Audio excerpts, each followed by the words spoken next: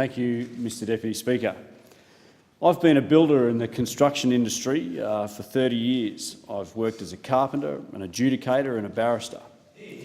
As a barrister, I produced 3 independent reports between 2013 and 2015 for the then Queensland Government into the reforms of the Queensland Building Services Authority, into security of payment and private certification of the Building Act. One of the most important issues facing small businesses in the construction sector is that of security of payment for subcontractors. The 2015 Senate inquiry into insolvency in construction found that in 2013-14 alone, ASIC figures indicate that insolvent businesses in the construction industry had at the very least a shortfall of liabilities over assets, accessible by their creditors, of $1.625 billion.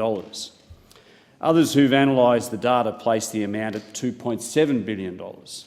It also found that the industry is burdened every year by nearly $3 billion in unpaid debts, including subcontractor payments.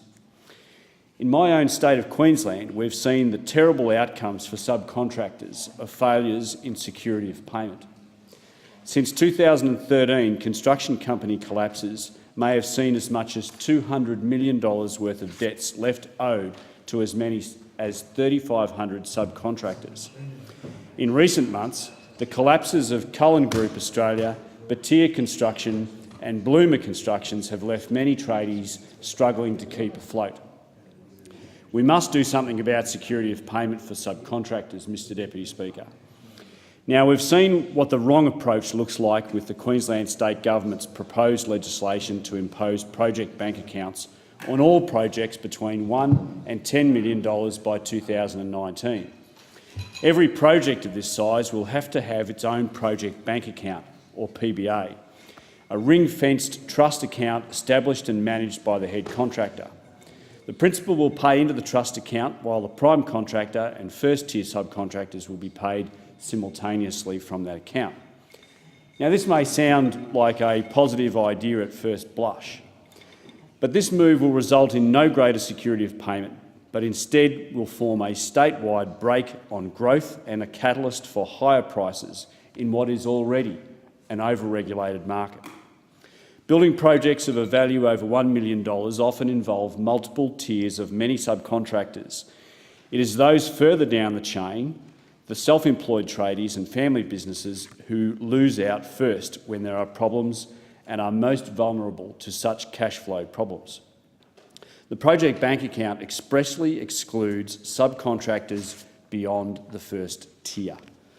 Further, it is the head contractor that submits the payment claim to the principal and the principal or superintendent that submits the progress payment instruction to the bank. The PBA will therefore do little to protect subcontractors down the contractual chain from unscrupulous practices. If the principal chooses not to pay enough money into the PBA because of perhaps a dispute between the principal and the head contractor, the funds will simply not be there to pay either the head contractor or their subcontractors. If a dispute arises, and that's how I used to make my money, as it often does between a subcontractor and the head contractor or principal about the payments due, the PBA will be of no value. These disputes will continue to be resolved using the security of payment legislation, but in the meantime, no payment will be made from the PBA to any other party down the contractual chain. So the PBA will do little to assist.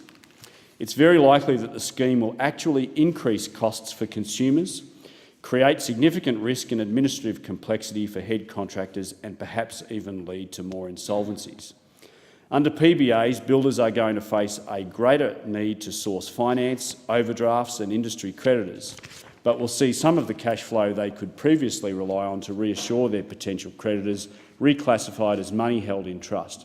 Further, the necessity of operating a PBA system on its own will increase head contractors' costs.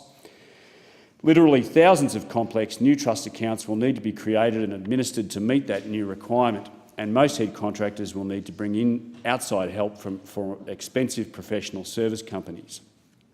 So we know what the wrong answer is. The Turnbull government has consulted widely, listened to subcontractors and considered these issues carefully. So I asked the Minister, what is the federal government doing to better ensure security of payment for subcontractors in the building industry?